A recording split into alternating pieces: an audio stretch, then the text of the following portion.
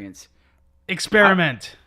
Shit. Yep. I like that. You tried to jump in with the intro, and then you F it up. You have no idea how long I've been planning this. And I totally screwed it up. Totally screwed it up. Oh, no. So, as Nick said, that's Nick Lewis. I'm Jeff Finch. This is recording on, what's today's date? The 17th? Today's February 17th, I believe. Or the 18th. No, it's February 31st. No, it's not February 31st. Although it will be soon.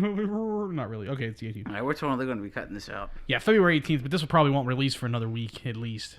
Probably be closer to March. It literally would be for February 31st. Yeah, even though that doesn't exist. So, and I'm Jeff Finch. I'm obviously not. He isn't. That's Nick. And he is wearing his new uniform. It's flannel pajamas. Long-sleeved, button-up flannel pajamas. And a Civil War kepi. A Civil War hat. What's it called? Kepi. So you were talking about that hat a little bit earlier, not on the air, like we were just bullshitting. And I asked you about it, and you showed me some different things with it and, like, what makes it useful. And so who wears this hat, and, like, what's its purpose? Well, it goes back to the Civil War. It's actually mainly... It was one of the main hats that was used in the Union Army. Not this one, but there's another one that's similar. It's called the forage cap.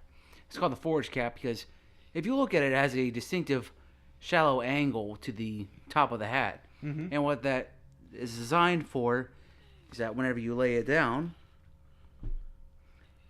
it makes a nice little, almost like a pot. Like a pouch. You can more store stuff in it. Yeah. And you mentioned, like, people like for foraging. Yeah, for foraging. Like, putting something in that you don't want it to get crushed or whatever. Like, yeah. Berries or nuts or eggs or something of that sort. Yes. It's brilliant. Like, it's using the uniform as more than just clothing. To get stuff. Yeah, to, like, actually do something functional, and that's really cool. Yeah, because there's stuff that you might be in a situation where you need to supplement your rations, or you just might not have any rations at all, and you need to live off the land. And that's how it was back then. I mean, you got to figure that's the 1860s, and it wasn't like today where there's MREs that anybody could just go and get to eat. And you pretty much have their self-contained cooking apparatuses, pretty much. So you would have, like, what we would think of, like, maybe like a Swiss Army knife or something that has a little bit of everything. You would have, like, a cooking thing that would have, like, a fork, a knife, a spoon, all in one item or something of that sort. And they would use it, like, maybe a can opener and a bottle opener. Civil War time, there probably wasn't can openers at that time, but... No, actually, a lot of times they would use bayonets, axe. So there were cans, though. Like, they had canned food. Canned foods came out in the Like the 1840s or something? Earlier than that, I think. It was like 1820s, but... I'm pretty sure canned food became a thing before they ever figured out a way to open a can. Yes, they never... Yeah. The can opener was never patented until, like, the 1870s, I think. That's insane. It's pretty sad. When you think about it. Like... like, it's like people, inventing the car, but never inventing, like, a seatbelt or round wheels or anything like that. Yeah, or like there's no gasoline to run the car. No, don't do that. Oh, really? Yeah. We're taking pictures as we talk. But anyway... Why? Because we can. Because we can. Well, I don't want to get off topic yet, but... Oh, my God. The reason I'm taking pictures is I would like to do a slideshow for the YouTube videos. Since we're not doing video for this particular podcast. I used to do slideshows the first few podcasts. That's because Nick was the only one that took pictures. Not only that, but they were they were a pain in the ass to make a slideshow out of 5 pictures or whatever. At least it was with the Windows Movie Maker that I was using at the time. So, and also, I would take pictures. I would take would be of myself, and they're a mirror because I'm using the you're using the selfie camera, so it doesn't look as good. Too bad we don't have a mirror on the wall right here or something where we can take a picture of the mirror and it would actually show us better. I just tried to take a picture of the both of us, like a selfie, and it turned out okay, but it wasn't that great. Yeah. Or if we had just a photographer. The lens isn't wide enough for both of us. What's nice is I actually like setting up here. We're at your new place, by the way, for those that don't know. Or haven't listened to the and this is the next first one. Yeah, this is the first time we ever actually set up at your place with the podcast. And it's only quite well, actually. Technically, the third location you've ever hooked up in. It was your place, Joe's, my house. Fifth. And fifth. Ryan's. I've been at Ryan's. I've done 2 podcasts. No, I did 1 podcast at Ryan's house, and then we did one at my house. And technically 1 in the car with Joe. I did 1 in the car with Joe. I did 3 in the car with Joe, but 2 of them were on his podcast, and he hasn't released them. Why, Joe? Why, Joseph Statzer, did you not release them? My God, why? I asked him about that recently, too, and I'll tell you in a minute. And then we also did, what was the other one you mentioned? Oh, yeah, we did Joe's house. That's right. I've done a few podcasts at his house. You and I did one there one time with him, and then I've done a couple with him there. Yeah, it was a 2-parter. That's right. Correct. It was a dual-part podcast. Duh, as the French. Dude, we've been just dogging the French today.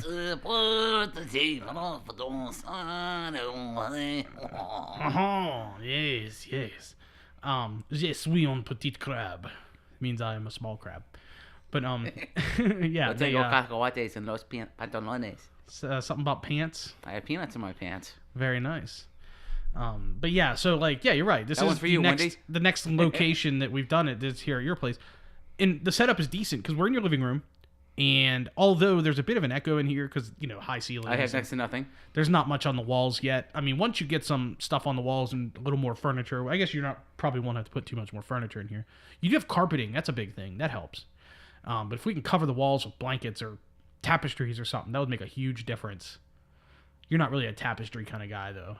No, unless it's a Bayou tapestry. Or maybe a couple of flags, like some American flag and maybe a Marine flag or something cool like that. That would actually look good on the walls in here.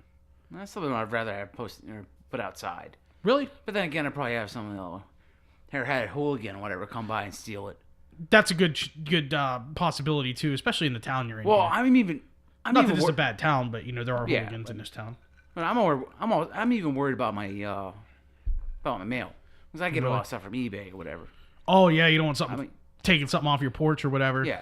Even one of your neighbors' pot. I'm not saying I wouldn't accuse your neighbors of doing it. No, you don't think so? That's good. But yeah, I think not just do it like a protest or whatever. They just might do it just be an asshole, just to be a jerk, yeah. Or like kids. You know what I mean? When I was a teenager, I did dumb shit. No, like stealing stuff. You know, stealing like a Trump sign or something like that because you don't like Trump. But I mean, just doing it just because you like being a menace. Oh, hey, look, let's see what this is, and then they steal your shit and take it home and open it up, and it's something they can't use or have no use for. What is this? Oh, jeez. But yeah, like in this room, you have a lot of bare white walls, and like just a few flags would even be cool. And a buddy of mine had a basement, like nice setup in his basement. I helped him move some furniture down in there. It's a guy I used to work with, and he had a pretty cool setup in his basement with his big TV and everything. And behind it, he had decorated flags. He had the American flag and he had the POWMIA/Palmia. He had the Palmia flag. That's an inside joke right there, by the way. Yeah, we can talk about that if you want. But yeah, he had one of those set up as well, and it looked good. Like it covered the walls because he just had, it was his basement, just basic brick, like walls, like cement block walls. Yeah, you get like 3x5 flag or something like that. Yeah, a few of those in here would probably work because you got 2 nails in the wall over here. And you can get one big flag and cover the big wall over there or something. I don't know, something like that. Just I think a 3x5 would fit pretty and well. What's nice is if you get some cloth on the walls, it'll cut down the echo in here, believe it or not. Yeah. So that's well, I saw a video, YouTube video, whatever, where a guy did various tests on what type of materials worked best to absorb sound. Huh. And bath towels actually work best. Really? That makes sense because they're better thick. than the foam, than that specialized foam. No, I find that hard to believe. Really? Well, that stuff's expensive. I know it's expensive. I've priced it. I think you had to get like the right type and the right thickness. I know at Guitar Center they sell the foam. They sell it in 2 varieties. They sell squares. They're really expensive and they're semi-expensive. They're expensive. They're all expensive. They sell these squares that I'm pretty sure are 2 foot by 2 foot square, 24 inch by 24 inch, 3-pack of them for like $50. Yeah. And then they also have these little foam strips, which is the same stuff. And it is like good quality foam. Like you can tell it's high quality shit. And it's big, it's heavy, and like if you put it up to your face and talk into it, my hand is covering my mouth, that's why I'm getting that sound. But like if you put your face right up to it and talk into it, it does. You can hear it dampen the noise right up against your face. Well, one of the guys we used to hang out with used egg cartons, right? Yeah. Egg cartons. Yeah, that's a brilliant idea. That's pretty much what they would get from like restaurants where you get like that's where he was getting gross of eggs. He worked like at a restaurant or something of that. So he worked somewhere that had that sold a ton of eggs. And I think it was like a restaurant or something. I can't remember. This would have been like 1999, 2000, something like that. When I first was he still working at Becca? And he wasn't there yet, I don't think. He might have been. Maybe he was. Maybe that's how, because the guy I met him through, I forget. I went to school with Brian. But anyway, yeah, he was getting tons of egg cartons, and they worked wonderfully. I'd be surprised that it would actually work that well. Yeah, you would be too. But it's the material it's made out of. It's corrugated, like it's just cardboard. Yeah. And the corrugation probably has a lot to do with it. Because corrugated cardboard, all it is a layer of paper and then like a layer of heavy paper, which is the cardboard, that's if you're looking at, it's hard to say. Like if you're looking at a cross section of it, it's like hills and valleys. I hear beeping. Our food must be done. They're not Pogos, unfortunately. No. What we got? I do Totino's have pizza some. rolls? All right. We'll take 2 seconds. I just want to finish my story real quick before we burn the food. Anyway, the corrugated cardboard is just 2 pieces of paper and then the thick stuff in between, and it leaves a lot of air pockets, and that's what absorbs. Joe's mom is thick. Yeah, she is. Oh, yeah, Joe's mom. Between the sheets. But, I got a schmegel for her. A schmott dog. I don't know. Anyway. So yeah, it kind of makes sense that corrugated cardboard would work because it's heavy and has a lot of pockets for air, much like foam does. Except foam's not as heavy. Interesting. Joe's mom has a lot of pockets. Go get the food. Go get the food, Nick. Okay. Go get the food. All right. Pause.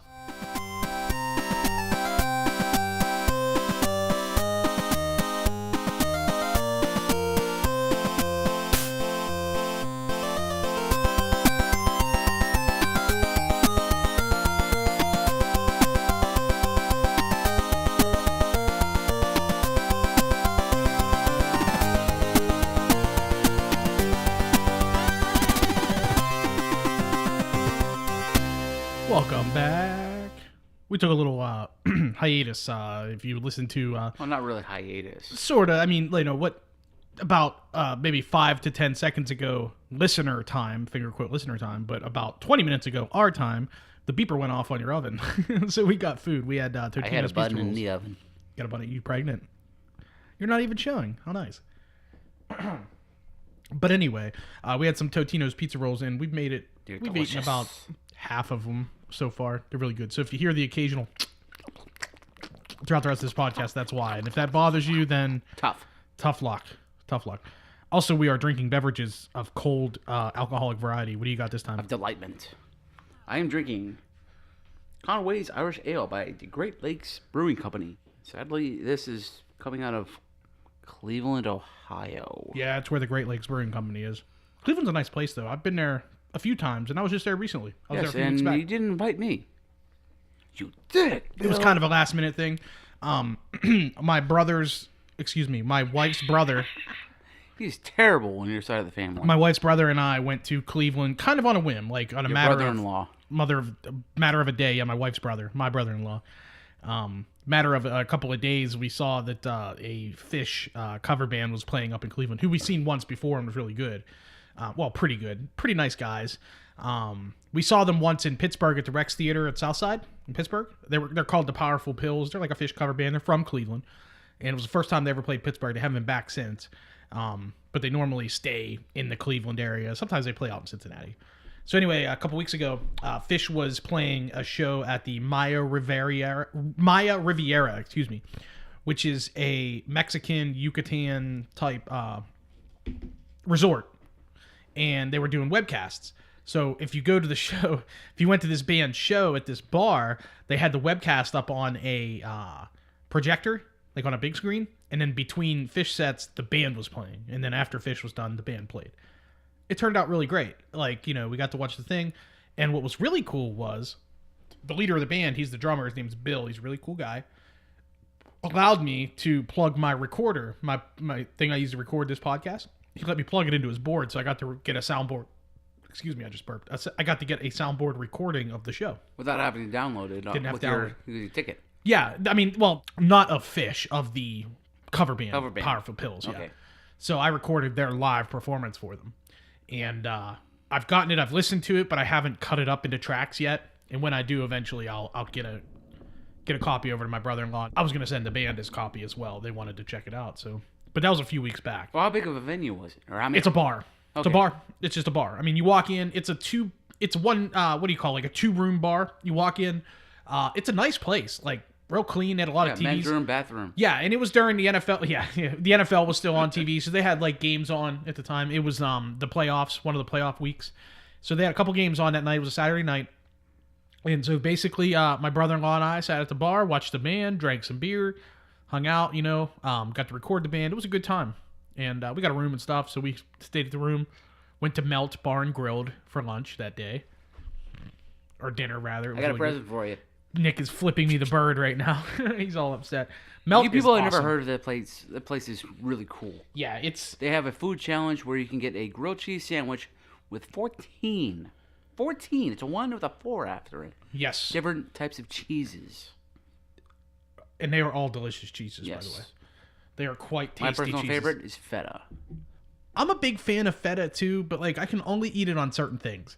Pizza. It's good on pizza. It's phenomenal. I like for instance, a local pizza shop called Pacentro's does a Greek salad, and they cover it in feta. It's so good. It's Pacentros, not placentas. Pacentro's, yes, not placentas. But actually, what's really good is go to like Costco or whatever, and you can get feta cheese. It's probably like a pound of crumbles, whatever. Put that on your pizza. It's awesome. But if you go to like Marco's, whatever, it's just a light dusting of feta. Yeah, they just dust it on. They don't like take the actual crumbles. That's what Pacentro's is like. When you get one of their Greek salads, and on the Greek salad they put like lamb's meat and they put like. And the only thing I don't like about Greek salad they put is chunks of feta. it's like they have that terrible O word. Olives. You just asked for it without the olives. I do not like olives either. And yeah, like if I order something that's Greek, I don't know why. make sure There's there's no something about olives. olives I've I hate never them. liked. I hate them. I don't like them either. They're not good to me. I get like a tiny little hint of olive. I'm like, oh, blah, blah. I can taste it. So in this talk about food, some people might notice, people with a sensitive ear might hear a noise like this. Jingle, jingle, jingle. Ice in a cup. And you mentioned that you were drinking, wait a minute, the Great Lakes. Which one was it again? This is Conway's Irish Conway's Ale. Irish Ale. I like ales. I'm an ale guy. You know, they're Anything more that has hoppy. Irish, I like. Ales tend to be a little more hoppy in flavor, as opposed to lager, which are more like, Lagerish. yeah, lager. They have a barley, more of a barley flavor to them. Thank you. But currently, I am drinking mixed drinks. I've been drinking all night actually since I got here. Kraken. Is that the rum you Yes. bought? Kraken. Is that black spiced rum? Yeah, it's pretty good. Similar to like a Captain Morgan spice rum, but I think it's a little bit different flavor. Not drastically different, but I like it just as much as the Captain Morgan. Maybe even a little better.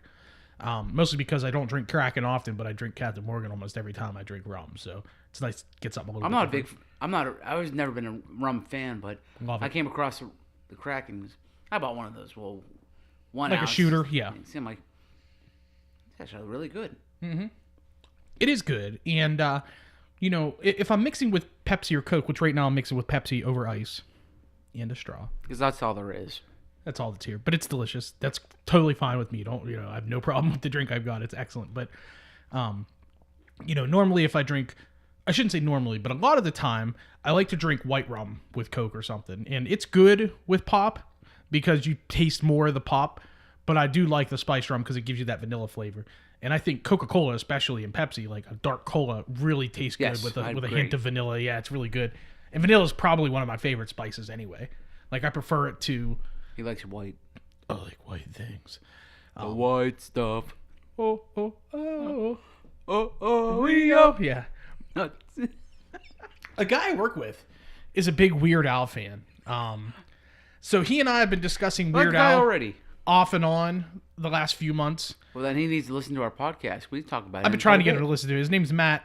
He's on my not Canadian Matt. This is a different Matt. This is Beaver Falls Matt. He's on my Facebook. We chat all the time at work every day. I've been trying to get him onto the podcast to actually record because he and I have a lot in common. He's a nerd type, for example.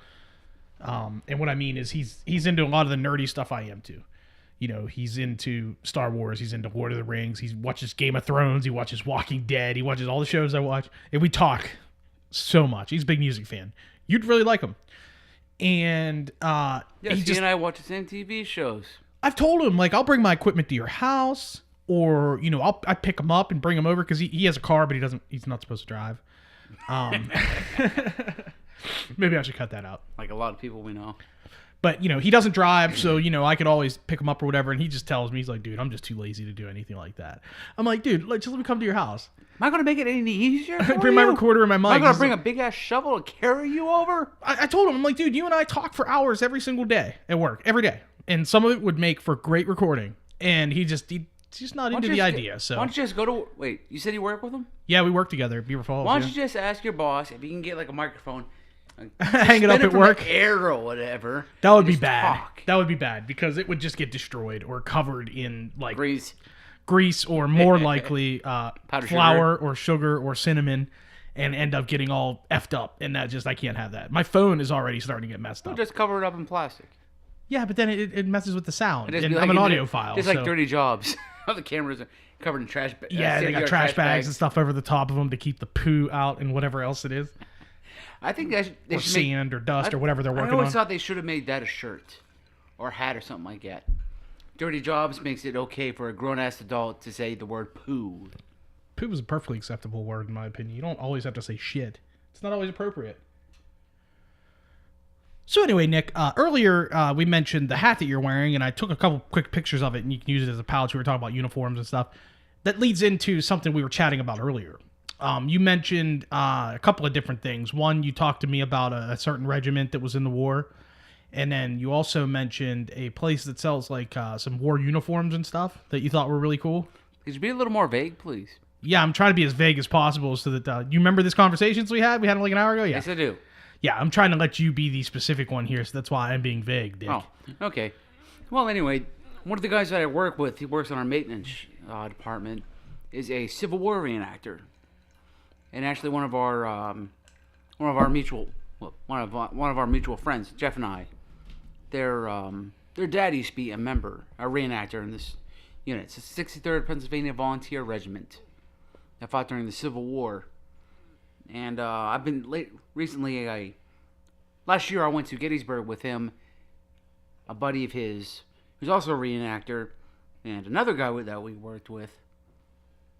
And how far a drive from here is Gettysburg, by the way? I think it's roughly 4 hours. Because that's like middle of the state, probably a little closer to the eastern side. Area. Yeah, and we are at the western edge of Pennsylvania. Like we're literally within just a couple miles of Ohio. Well, how many of your viewers are not from around this way, besides Matt? The last time I've checked, it's been a while. I had somebody in California subscribed. I don't know who. I've had listens in like the South and Florida and whatnot, but I have family down there. I have listens in Canada, but that's mostly Matt and Mark, and then the rest are Pennsylvania and Ohio. I do have some family in Ohio, so. But he's been a reenactor for a couple decades, and so I've always taken an interest in the Civil War, because you can be a Civil War reenactor but not be in the greatest of physical shape. True. Because there's really not much in the line of age restriction. It's pretty much 18 to 45. Can you walk? Yes. Are you a man? Yes. Can you hold this gun? Well, yes. actually, it doesn't necessarily have to be a man. I guess so. There are a lot of women that actually dressed up as men and fought. They were fighting for a cause. I wonder if you might know this. If there were women who were fighting, were they majority South, majority North, or was it pretty even across the board? I've primarily only heard North. I could be wrong. That kind of surprises me. I would think that the women in the South would have been the ones that would have been like, dude, I'm fighting because my way of life is awesome right now as a Southern plantation, wife and a Scarlett O'Hara type person, and I want to kick some ass to make sure that it stays this way because, they don't want to lose their slaves. But I guess you could be, I guess it makes sense that there's a lot of people too that are like women especially that might be sympathetic towards the slaves and that sort of thing, or towards the cause of the North. So I guess it makes sense. Yeah, but last year when they went down to Florida, where the fuck did I go? Florida. Gettysburg, Florida, everybody. Probably is Gettysburg, Florida. Population 54. Yeah, there used to be 20,054, but 20,000 people died in Gettysburg fight. It's a bloody battle. But if any of you have ever tried to, it's if you can get good weather there, which I've been fortunate that the 2 times I've been there, I've gotten gorgeous weather. It's totally worth it. It's beautiful scenery out there. But anyway, the 63rd Pennsylvania was in so many of the major battles during Gettysburg, during the battle. No, or just during the war in general. During the war in general. Okay. Gettysburg was one of the very few wars that were actually fought in the North. There weren't very many, battles. There weren't very many battles fought north of the Mason-Dixon line. No, because there was only 2 times that the Army of Northern Virginia, commanded by General Robert E. Lee, actually attempted to invade the North. Gettysburg obviously was one of them. That was like a 3-day affair. There's the second time. The first time was the Battle of Antietam, where he was stopped. But that's south of the Mason-Dixon line. Is was Maryland considered the North? Yes. They were? Okay. It was actually a border state. Yeah. That's what's weird. It's a border state. It's kind of... Yeah. There's some slavery going on, but what's located in Maryland? Washington. Yeah. Nation's capital. Sure. It's kind of weird how that... Because when if you think about it, the Mason-Dixon line is that's the bottom edge of Pennsylvania, the southern edge of Pennsylvania. It separates us from Virginia and from Maryland. And at the time, it separates us from West Virginia, but at the time it was Virginia. West Virginia hadn't. Well, actually, I think it was just after. It was after the war that they split. No, it was during the war. So that's why West Virginia was created, because of the. They had more union, more anti-slavery, or more pro-union. That makes a lot of sense. Okay, that makes sense. That's why they would have split. I understand that. So but then if that's the case, then why is the Mason-Dixon line even there at the lower edge of Pennsylvania? Why is that the cutoff? So technically, the capital of the the Union is Washington, south of the Mason-Dixon line, and everybody considers the Mason-Dixon line the line where north from the south. Yeah. That's just the general consensus. Yeah, it's very strange how that works. Speaking of that, just to kind of bring it up real quick, that does not mean that there weren't extreme racists living along the line, because whenever I was a teenager, my dad and I went hunting down in Greene County, PA, which is the lower southwest corner of the state of Pennsylvania. And it's completely surrounded on its southern and western edges by West Virginia. Well, if you go down where we were hunting, was literally 1 to 2 miles off the Mason-Dixon line. So my dad and I did a little sightseeing the one day we were there, and just, we checked out like some old graveyards, a lot of Civil War stuff down there. A lot of the towns there have racist sounding names. For instance, there's Blackville, West Virginia. Nigger-toes. There's nothing like that. There's Coontown. You laugh, but I mean, it's serious. There's Coontown, and I'm pretty sure it's on the West Virginia side, and they're pretty close to each other. And they're right there on the Mason-Dixon line. And it's like, in my estimation, these have to be mining towns. Like, when you go there, they were pretty much a lot of West Virginia is basically known for mining, is coal mining. And and then there were a couple of, like, we came across on this farm we were hunting on. My dad got permission from this farmer. He owns this. It was like these couple big hills that come together and form this valley, and the valley is the farm, and then there's some wooded area in the valley. So we were hunting the wooded area of the valley one day, and there's a big trail that runs the whole one end of the valley. It's probably like a 2-mile trail, okay? It horseshoes around the hill, around the edge of the valley. 2-mile trail. Right. And at one end of the not one end of the trail, excuse me, in the middle of the trail, out in the middle of nowhere in these woods, there's a small family cemetery. And it's all grown up. It's not kept at all. But there's a lot of gravestones there, and they're high enough to be able to pick them out amongst the leaves and stuff. So we spent like an hour or two hanging out there, taking pictures. And you got to figure, too, this was like in like 1998, 99, something like that. So we didn't have camera phones where you could just snap a bunch of pictures. Right. We were using like disposable Kodaks or something. Yeah, the wind-up disposable cameras. They still make them.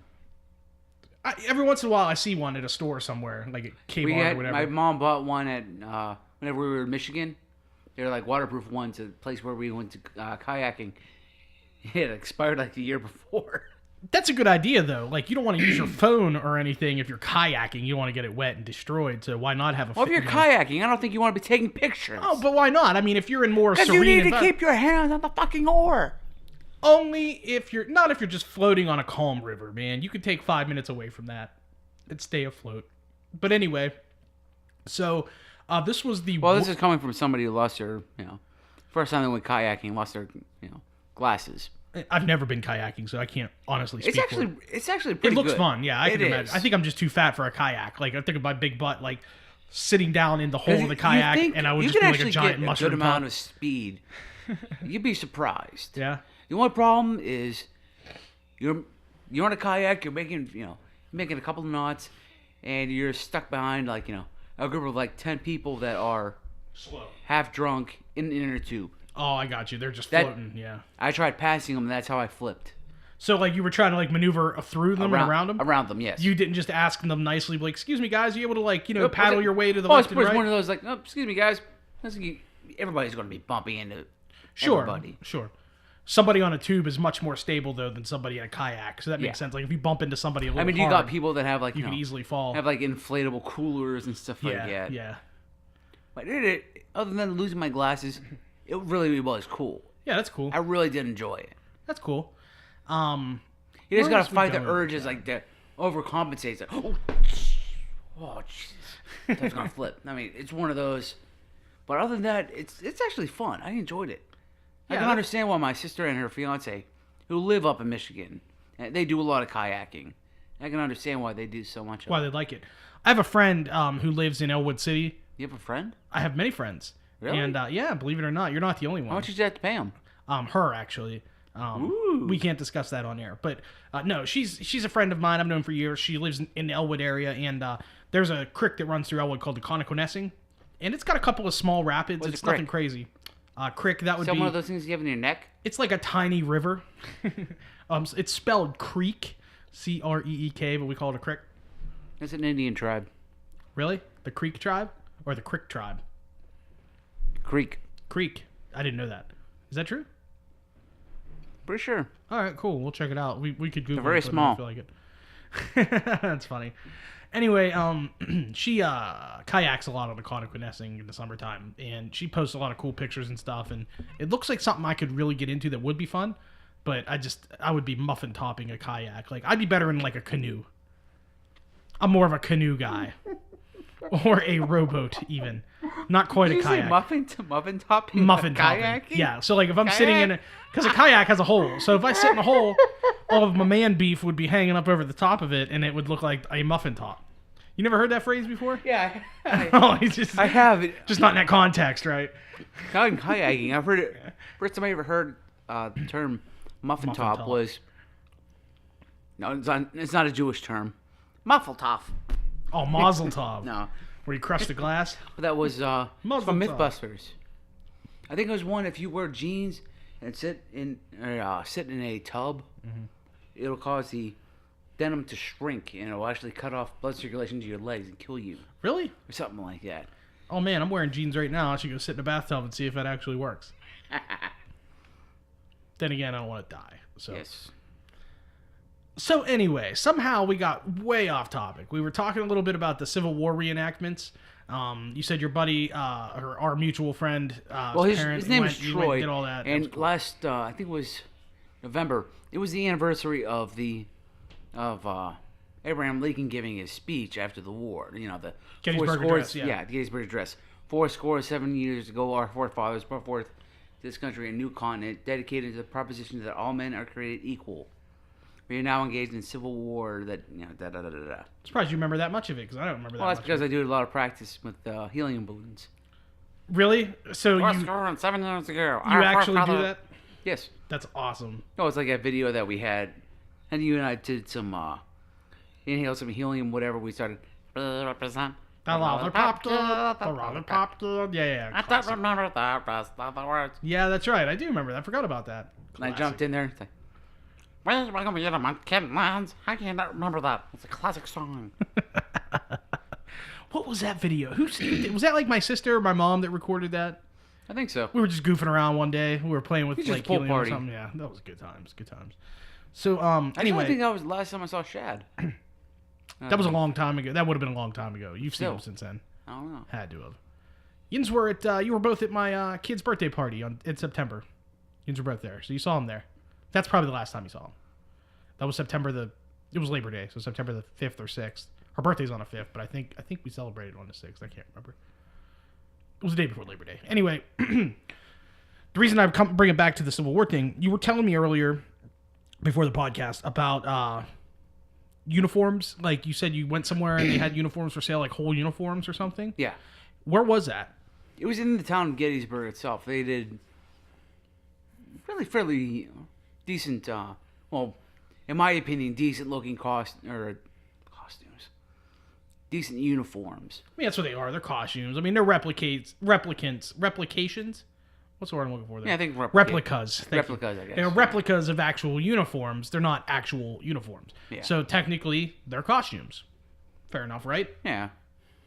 High quality costumes. High quality costumes, yeah. So you can cosplay, as people call it now. Yeah. It used to just be, they do reenactments. Now, if it's not historical, then it's cosplay. That means, finger quotes, cosplay. It means you're, a famous video game or movie character or something. You're cosplay. You're not in a costume. You're not dressing up as. No, you're not cosplay because you're not dyeing your hair. You're cosplaying. Yeah. Well, yeah. That's kind of a I stereotype. don't have blue hair, so you're not cosplaying. I'm a cosplayer. I know it's Halloween and everybody drops their. Oh man, what's the word? Innovations? I know it's Halloween, but everybody's wearing costumes. But I am cosplaying because my hair is pink. Duh. Yeah. Crazy cosplayers. I will say this about cosplayers though is I'm a member of a couple of nerd style, not nerdist, but nerdy groups on YouTube and Facebook, and some of the people on there like to cosplay. And they post a lot of pictures of like there are professional cosplayers, people who make a living out of going to these conventions, meeting with people, selling their autographs, selling their photos, that sort of thing. And the only name that I know is this chick named Jessica Nigri. You should check her out. She's really, really fine. And she makes all of her costumes, and she's really awesome. So, I used to work with a guy who did. He was a furry. No way. Yes. That's cool. There's a big furry convention that comes to Pittsburgh every year. I think there was one. And I'm pretty sure it's like the big it was like furry convention. A natural gas leak or something like that, and the newscasters just started cracking up. Really?